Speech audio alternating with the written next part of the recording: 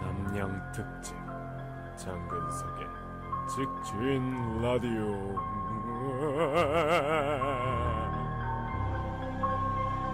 장어와 함께하는 장어와 함께 만들어가는 본격 직진 프로젝트입니다. 장근석의 직진 라디오. 사연 앞서 7월 15일에 여름을 주제로 했던 방송이 나간 이후에 저희 스태프들끼리 뭔가 여름과 관련된 공포 특집을 한번 해보는 게 어떻겠느냐 라는 생각이 들어서 잠시나마 무더운 여름에 아주 오싹한 이야기들로 여러분들을 오늘 찾아보려고 합니다.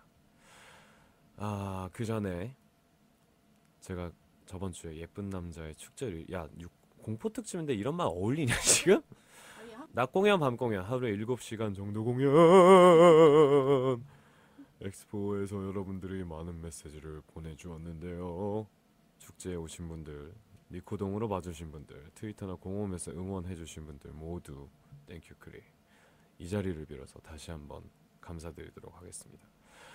자, 앞서 말씀드렸던 것처럼 오늘 주제 공포 특집입니다.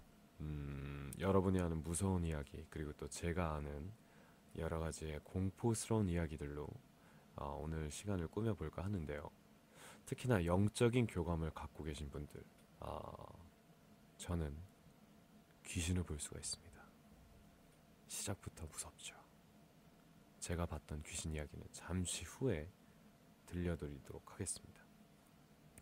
자, 오늘 분위기가 분위기인 만큼 밝고 사람이 많은 곳이라든가 아니면 뭐 집안의 거실보다는 방 안에서 이어폰을 꽂고 저와 함께 우리 둘만의 시간을 이불 속에서 가져보는 것도 더 집중할 수 있는 시간이 되지 않을까 싶습니다.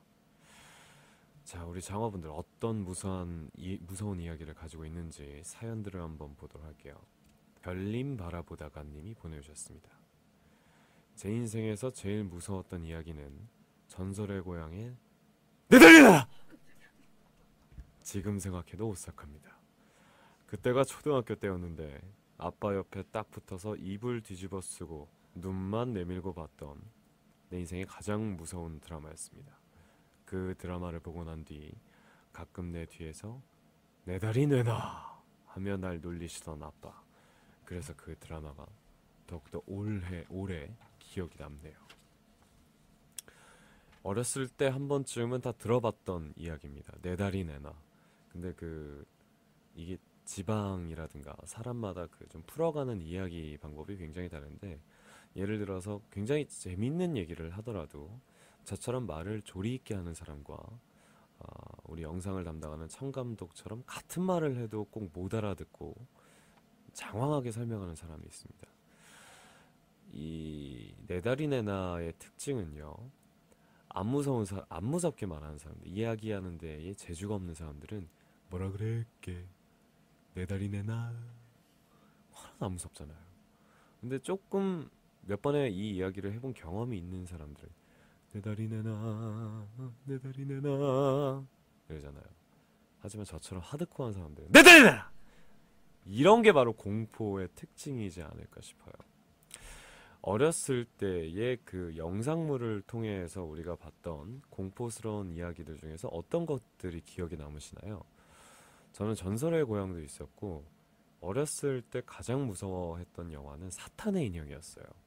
마치 그 척키의 인형이 내가 자고 있을 때 어디선가 튀어나올 것 같은 그런 공포감을 가졌기 때문에 항상 그 영화를 비디오 테이프를 빌려서 볼 때는 그 엄마 옆에서 아빠 옆에서 같이 봤었던 그런 기억이 납니다.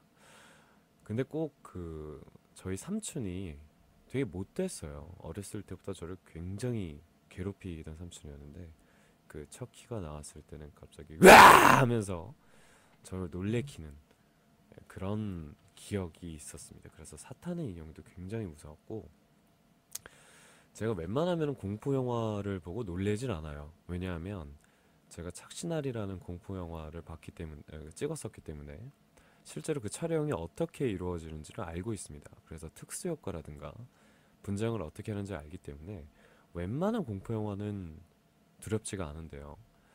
어렸을 때뿐만 아니라 제가 중학교 때 아마 봤던 기억이 있는 주온이라는 영화가 있습니다. 그 주온을 기억하시는 분들이 있을지 모르겠지만 주온에서 가장 무서운 장면은 그거죠. 너 이름이 뭐니? 누가 공기청정기 걷나봐. 그 주온에서 가장 기억에 남는 장면은 너 이름이 뭐니? 이러면 꼬마아이가 얘기합니다. 도시요. 그거 되게 얍살하게 해요. 도시요. 이런 대사가 있습니다. 그 대사를 볼 때 정말 내 뒤에서 그 아기가 나를 보고 있을 것 같은 그런 공포를 느꼈던 기억이 납니다. 퍼플제형님이 보내주신 사연을 볼까요? 오늘같이 비가 엄청 내린 날엔 공포영화 한 편 보면 정말 오싹하죠. 어릴 적에 비를 맞으며 줄을 서서 기다리며 봤던 영화 13일의 금요일. 혹시 장배우도 아시나요?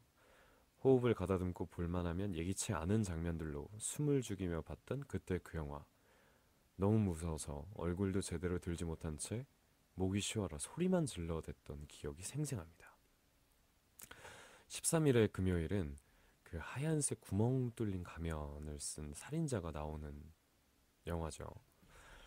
여기서 이제 세대 차이라는 게 느껴지는데 사실 13일의 금요일은 저희 세대에서는 그렇게 무서운 공포 영화는 아니었습니다. 90년대 영화인 걸로 알고 있는데 제가 영화관을 태어나서 처음 갔던 게 99년이었거든요. 그 전에 이제 그 사탄의 인형은 제가 비디오로 봤었으나 이 13일의 금요일은 사실 아직까지 본 적이 없습니다. 다만 13일의 금요일이라는 그 공포스러운 주제 혹은 이날은 뭔가 좀 기분이 좋지 않은 날이다. 그런 말들은 기억이 나요. 여러분은 어떨 때 공포 영화를 보시나요? 남자들이 자주 쓰는 작업 중에 하나가 여름에 여자를 데리고 공포 영화를 보러 가는 겁니다. 그 무서운 장면이 나올 때마다 여자가 하면서 남자 품에 갑자기 안기게 될 때의 그 느끼는 남자의 흐뭇함 혹은 무흐함 그걸 목적으로 극장에 가시는 커플들도 굉장히 많이 봤어요. 아, 그 언제였죠? 제가 에이전트 장근석이라는 프로그램을 일본에서 할 때 귀신의 집을 한번 간 적이 있어요. 근데 제가 장담했거든요. 이런 건 어차피 인간이 만든 장난에 불과하기 때문에 뭐 전혀 두려워하지 말아라 하고 토린도르의 손을 잡고 귀신의 집을 들어갔다가 제가 그때 손에 뭐 이렇게 망치 같은 거 무전기 같은 걸 들고 있었는데 옆에서 끔짝끔짝 나타나는 귀신 때문에 제가 너무 토린도르보다 더 놀래서 소스라치다가 무전기로 그 토린도르의 머리를 때린 적이 있어요. 지금 생각해도 되게 미안한데 그 친구가 굉장히 당황하더라고요. 저 역시도 귀신이 많아서 네, 공포스러웠습니다. 공포를 찾아간 사람들이라는 씬 넘버가 있네요. 이번 사연이 공포를 찾아갔던 장어분들의 사연입니다. 근짱 피님이 보내주셨어요. 지금 나름 공포 특집이라 근짱 피라고 보낸 거야? 설마 그건 아니겠지. 대학생 때 미팅에서 만난 남자들과 여름에 담력 시험을 했습니다. 예전에는 결핵 환자를 격리 수용하던 병동이었다가 지금은 폐원이 된 건물이죠. 한밤중에 차를 타고 산속 병원까지 갔는데 이거 어두워서 대본도 안 보여. 산속 병원까지 갔는데요. 남녀 커플로 깨진 유리가 흩어진 건물에 들어가 진찰실에 놓여져 있던 건강기록부를 들고 돌아오는 것이 임무였습니다. 나와 내 상대였던 남자는 어느 정도 가다가 너무 소름이 끼쳐서 도전하지 않고 포기했습니다. 그리고 그 자리에서 둘이서 찰칵하고 기념 촬영. 그 플래시를 눈치챈 사람들이 여기서 사진을 찍으면 저주받는다라고 가르쳐줬어요. 그렇지만 또 찍어버렸다. 진짜 무서운 저주에 걸려버린 것이었는지 한동안 밤에도 잘 수 없습니다. 라고 보내주셨습니다. 공포 체험을 하는 사람들이 있는데요. 폐가 혹은 병원 이런 데에서 담력 테스트를 하시는 분들이 있습니다. 제가 가봤던 그 공포의 집은요. 이 TV에서도 굉장히 자주 나왔던 그 제천에 있는 늘범 가든이라는 곳이 있습니다. 심지어 여기가 더 무서운 이유는 그 집이 한창 영업을 할 때 제가 제천을 살았잖아요. 실제로 간 적이 있단 말이죠. 그리고 그 후에 몇 년이 지나고 그 곳을 어느 순간 지나게 됐는데 폐가의 상태가 돼 있는 그런 상태로 왠지 거기를 지나갈 때면 굉장히 오싹했던, 근데 거기가 굉장히 장사가 잘 됐었단 말이에요. 근데 보통 이렇게 귀신이 나타나거나 아니면 좀 그런 영혼이 있다고 하는 집은 장사가 잘 되는 걸로 알고 있는데 하루아침에 그렇게 폐가가 된 모습을 보고 굉장히 공포를 느꼈었던 기억이 있습니다. 한국에도 참 여러 가지 장소들이 있죠.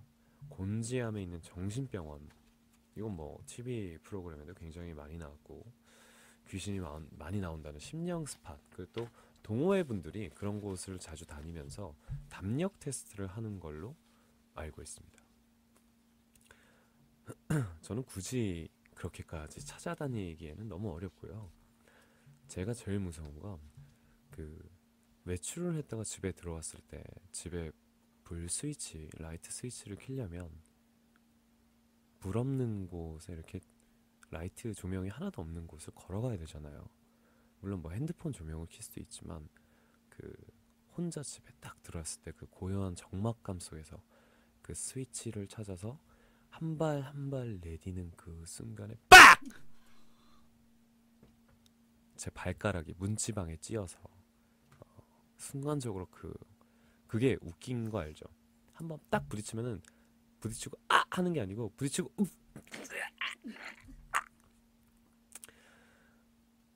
비슷한 예로 그 청룡열차라고 하는 롤러코스터와 자이로 드롭을 탈 때에도 같은 분위기예요.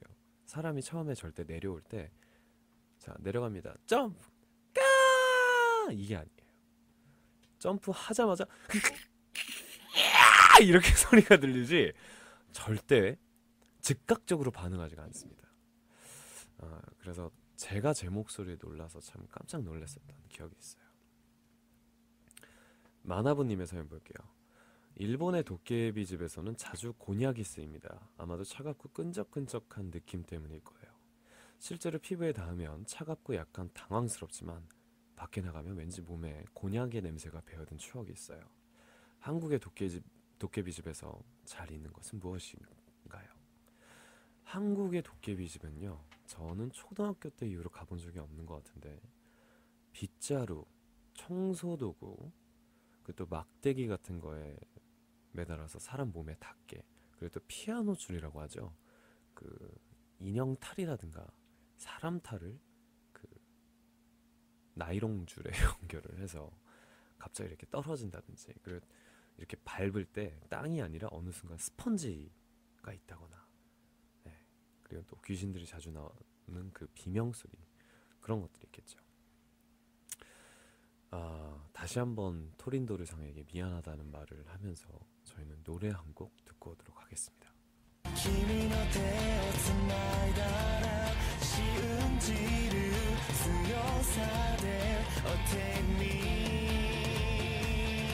자, 공포 특집으로 함께하고 있는 장근석의 직진 라디오. 지금부터는 진짜 무서운 얘기가 나올 것 같아요. 왜냐면 실제 경험담에 대해서 얘기를 해볼 텐데 사실 이 실제 경험에 대해서는 저도 할 얘기가 굉장히 많습니다. 그래서 제가 아까처럼 빡 이렇게 놀래키는 것보다 실질적인 공포를 느낄 수 있는 이야기들 나눠보도록 할게요. 마짱님이 보내주셨어요. 밤 작업을 할 때 꼬리표에 날짜 및 수리 내용을 써야 해서 매직을 들었는데 엄청나게 졸음이 쏟아져서 의식이 멍해졌어요. 그런데 내 손이 매직을 잡고 뭔가 마음대로 써버리는 게 아니겠습니까? 헉 하고 꼬리표를 보니 나는 의사가 되고 싶었다라고 적혀 있었습니다. 그날 저는 매직을 들자마자 졸음이 쏟아지고 내 의지와는 상관없는 것을 쓰는 것을 1시간 동안 반복했습니다. 난생 처음 빙이 되었습니다. 빙이 된 다음날 출근해 보면 내 글자가 아닌 글씨로 쓰여진 꼬리표가 수십 장이 있어서 무서워졌습니다. 그 이후로 수정과 부적을 지니고 소금을 준비하고 다닙니다. 그 파워 덕분인지 지금은 빙이 되는 것이 없어졌습니다. 빙의와 몽유병 진짜 경험을 같이 하신 분입니다. 아, 귀신을 실제로 본 적이 아까 제가 있다고 얘기를 했죠. 저는 귀신을 몇 번을 본 적이 있는데 그 중에서 뭐 몇 가지 얘기를 해드리자면 제가 아주 어렸을 때 초등학교 때 저희 부모님이 맞벌이를 하셨어요. 그래서 어, 항상 저녁 시간 학교를 돌아오고 나서부터 저녁 시간에는 저 혼자 집에 있는 시간이 많았었죠. 그런데 제가 그때 키우던 강아지가 있었는데 제가 잠을 자다가 주변이 너무 시끄러워서 깬 거예요. 눈을 떴는데 제가 키우던 강아지가 저를 바라보고 짖는 게 아니고 제 허공을 보면서 입에 거품을 물면서 계속 짖어대는 거예요. 그래서 이게 무슨 일이냐 하고 제가 눈을 떠보니까 제 앞에 얼굴이 하얀 마치 그 마스크를 쓴 것 같은 그런 인물이 제 앞에서 웃으면서 제 위에 둥둥 떠 있는 거예요. 근데 그게 저만 봤다면 그게 단순히 가위를 눌린 거라고 생각할 수 있는데 제가 키우던 강아지가 그 허공을 보면서 침을 흘릴 정도로 짖어대고 있었던 건 그건 지금 생각해도 굉장히 미스터리입니다. 한 15분 정도를 그렇게 움직이지를 못하고 어, 어떤 수많은 사람들의 웃음소리가 들렸고요. 에코처럼. 그리고 그 하얀 얼굴이 제 위를 둥둥 떠다니면서 저를 보고 굉장히 웃었던 기억이 납니다. 에미님이 보내주셨어요. 공포인지는 잘 모르겠지만 간호사를 하고 있기 때문에 병원에서 가끔 이상한 일이 일어납니다. 산부인과에서 야근을 하고 있던 때 아무도 없는 이 방에서 아기 소리가 나거나 아무도 없는 방에서 간호사 줄이 되거나 방범 카메라에 한밤중에 있을 수 없는 곳에 할머니가 비치거나 환자가 벽에 딱 붙어있는 침대인데 잠들어 있을 머리 위를 사람이 지나가거나 여러 가지 일이 있었습니다. 우리가 때로는 정말로 그 말로 설명할 수 없는 그런 그 과학적으로 설명할 수 없는 일들이 굉장히 많이 일어나죠. 어렸을 때 봤던 TV 프로그램 중에 이야기 속으로라든가 토요 미스테리 극장이라는 프로그램이 있었죠. 참 그거 보면서도 신기한 이야기들이 굉장히 많이 나왔어요. 제가 갑자기 생각나는 또 한 번 귀신을 봤던 기억이 납니다. 이건 제가 고등학교 때예요. 실제로 겪었다. 거짓말이 아니고. 어느 한 여름날에 제 방에서 자다가 그 방이 너무 더운 거예요. 그래서 에어컨이 있는 거실로 나와서 거실에서 이렇게 저 혼자 누워서 잠을 자고 있었어요. 근데 갑자기 어느 순간 너무 추워지는 거예요. 그 더웠던 여름날에. 그래서 왜 이렇게 춥지 하고 눈을 부비면서 눈을 떴을 때 그 밖으로 나가는 문 쪽에서 검은색 물체가 들어오는 거예요. 근데 이거는 제가 꿈이었다면 이건 꿈이야 하고 다음날 당연히 잊어버렸을 상황이거든요. 근데 진짜로 검은색 물체가 이렇게 들어오는 거예요. 삿갓까지 기억나. 머리에 삿갓을 썼어요. 근데 그런 그 어떤 검은 물체가 둥둥둥둥둥둥 오더니 안방으로 들어간 거예요. 그래서 저는 그걸 보고 너무 무서워서 제 방으로 달려와서 문을 잠그고 자고 있었죠. 근데 그로부터 며칠 뒤에 저희 아버지의 지인께서 갑작스런 사고로 돌아가셨어요. 신기하죠. 근데 그게 그냥 단순히 꿈이 아니라 정말로 현실에서 그 새벽에 너무나 생생하게 기억하고 있기 때문에 그때 굉장히 오싹했던 그런 기억이 있습니다. 이 귀신을 실제로 본 적이 의외로 저도 많기 때문에 그런 과학적인 설명이 아니더라도 제가 좀 그 신앙이 없더라도 그런 귀신이나 그런 존재를 믿고 있기 때문에 이건 좀 저한테는 굉장히 좀 뭐랄까 무섭고 좀 비밀스러운 그리고 또 정말 무서운 얘기할 때 항상 제가 한 번씩 얘기하는 그런 이야기예요. 우리가 노래 한 곡을 듣고 올 텐데 잠시 후에는요. 이번엔 귀신이 아닙니다. 저는 죽은 시체를 보았던 실제로 죽은 사람의 시체를 보았던 저의 기억을 알려드리도록 하겠습니다. 잠시 후에 봬요.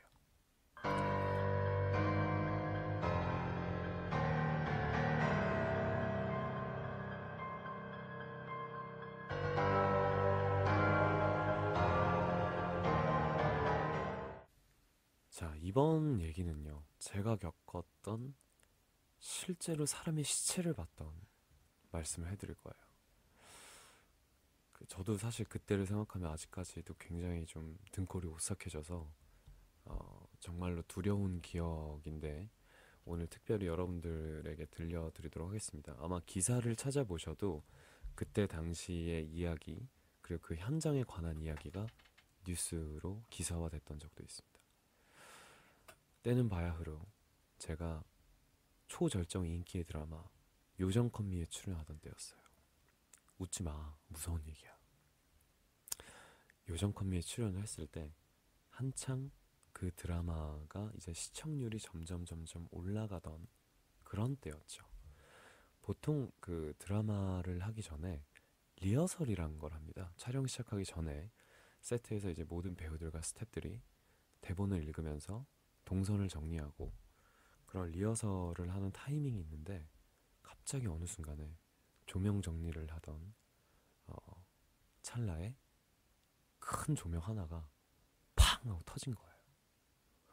그 사람들이 이게 무슨 일일까라고 하다가 기술적인 이유는 못 찾아내고, 왜냐면 한 번도 그런 적이 없었다고 했거든요.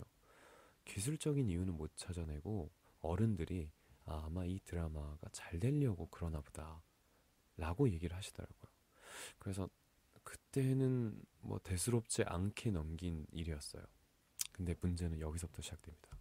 지금 다시 얘기하니까 저도 굉장히 초조해지고 두려운데요. 촬영이 시작되고 나서 제가 이제 스튜디오 안을 들어왔어요. 들어와서 그 스튜디오 안에 지금 현재 촬영하고 있는 모니터를 할 수 있는 모니터가 하나가 있습니다. 자, 거기 앉아서 다음에 스탠바이가 저의 타이밍이었기 때문에 그 세트 한쪽에 앉아서 그 모니터를 보고 있는데 갑자기 그 TV 같은 모니터 위로 그 화면이라고 하죠. 그 화면에 검은색 물이 이렇게 떨어지는 거예요. 한 방울씩. 톡, 톡, 톡, 톡, 톡. 그러면서 톡, 톡, 톡, 톡, 톡, 톡, 톡, 톡, 톡, 톡, 톡, 톡. 그래서 화면의 절반이 안 보이게 됩니다. 그 순간 굉장히 당황한 저와 나머지 스태프들은 저게 뭐야 하면서 하늘을 이렇게 쳐다봤는데 한 사람이 대롱대롱 왔다 갔다 하고 있는 거예요. 설마 저게 사람일까? 라고 생각을 했는데 정말 그날 자살한 사람을, 그 스튜디오에서 목을 매달아서 자살한 사람을 눈앞에서 본 거예요. 너무 두려워서 소리를 지르고 나갔었는데 알고 보니까 그 방송국의 직원이었던 분이 약 10일 전에 거기서 목을 매달아서 자살을 한 거였어요. 근데 그 세트가 굉장히 높잖아요, 천장이. 그러니까 아무도 모르고 있다가 그 목을 매달았던 그 쇠사슬 같은 것들이 목이 이렇게 썩어가면서 점점 목 속으로 들어갔던 거죠. 그래서 그 피가 몸을 타고 옷을 다 적시고 TV로 흘러내려와서 그제서야 위에서 사람이 죽었다는 걸 알 수 있을 만큼의 그런 사실이 알려지게 됐죠. 그때 정말 충격적이었습니다. 그 아직도 잊을 수가 없는 게 그 시체를 정리를 하려면 저희가 쓰고 있던 대기실을 지나가야 했었어요. 근데 그 국립수사원과 경찰분들, 관계자분들이 오셔서 그 시체를 들것에 이렇게 놓고 옮길 때에는 무서워서 나가지 못했죠. 근데 그 시체가 나가고 나서 제가 이제 다른 곳을 가려고 나오는데 순간적으로 코끝을 스쳐갔던 그 썩은 시체의 냄새는 아직도 잊혀지지 못해요. 그 피비린내와 그 약간 약간 오바이트와 비슷한 냄새, 구역질 비슷한 냄새도 나고 굉장히 기분 나쁘고 아직까지 잊을 수 없는 그런 냄새를 맡았던 기억이 납니다. 근데 신기한 건 그 이후로 드라마가 굉장히 잘 됐어요. 어린이들의 꿈을 만들어줄 수 있는 드라마가 됐었죠. 그래서 그런 게 있는 것 같아요. 진짜 작품이나 아니면 어떤 잘 되는 곳은 왜 귀신이나 이런 것들이 나온다 그러잖아요. 예를 들어서 연예인들 같은 경우도 가수들도 녹음을 하다가 귀신 목소리가 들어갔다. 그러면 그 앨범이 대박이 난다든가 그런 것들도 실제로 존재를 했었던 것 같습니다. 무섭죠. 근데 이게 진짜 거짓말이라면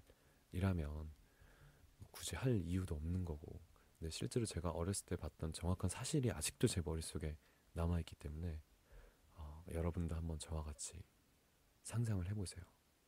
그리고 제가 아까부터 느꼈던 게, 혹시 지금 이 라디오를 듣고 계시는 분들 천장에서 뭐가 떨어지지 않아요? 척, 척, 척.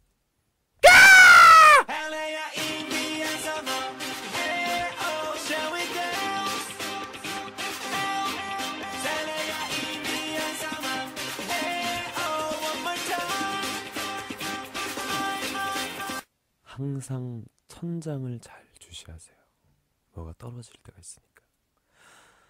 지스탱이님이 보내주신 사연은요. 때는 1992년 정도, 우리 조카가 애기였을 때 목욕을 시켜서 거실로 내보냈더니 엄마, 베란다에 파마한 할머니가 있어요. 여기는 고층 아파트인데 말이죠. 그 다음날 우리 언니네 아파트의 그 라인에서 정말로 파마한 할머니가 추락사하셨다는 소식이 들렸습니다. 너무 무섭고 그리고 또 슬픈 이야기네요. 제 경험이 갑자기 생각이 나는데요. 그러니까 왠지 모르겠는데 저도 그런 좀 영을 볼 수 있는 그런 게 있는 건가? 가끔씩 그런 생각도 들어요. 예전에 저희 그 친척 할머니, 사촌 할머니가 돌아가셨을 때 제가 그 장례식장이 집에서 가까운 병원이라서 저희 엄마, 아빠 그리고 저까지 그 장례식장을 계속 지켰던 때가 있었습니다. 그때가 이제 중학교 때였죠.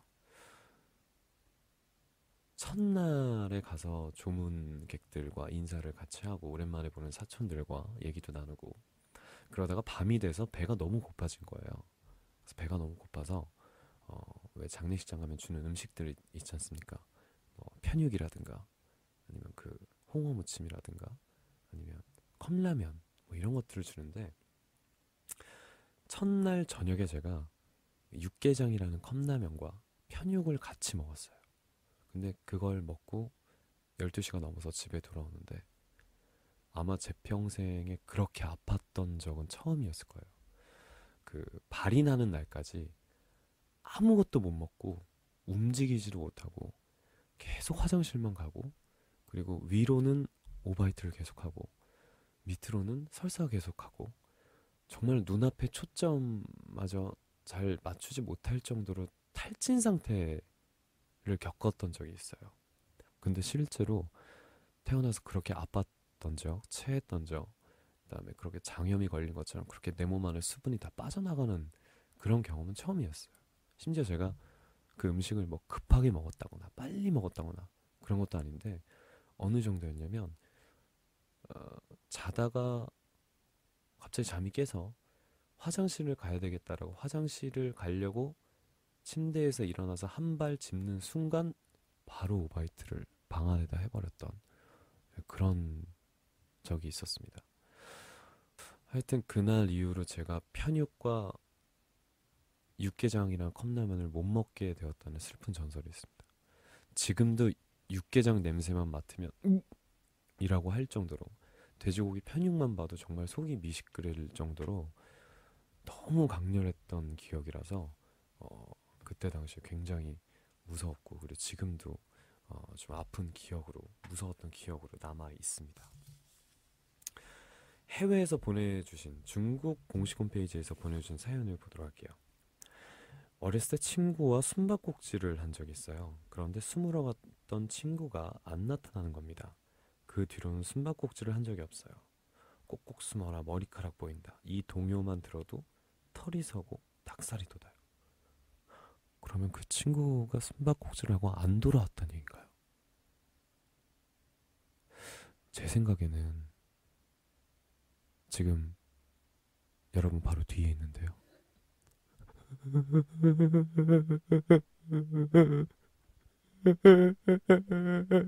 도시요. 노래 한 곡 듣고 오도록 하겠습니다.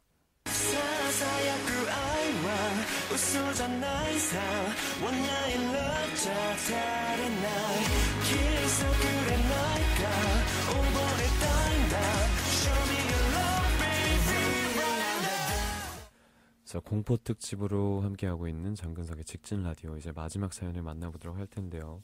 일본 공식 홈페이지에서 보내주신 사연 중에 정말 공포스러운 사연이 있어서 하나 소개해드릴까 합니다.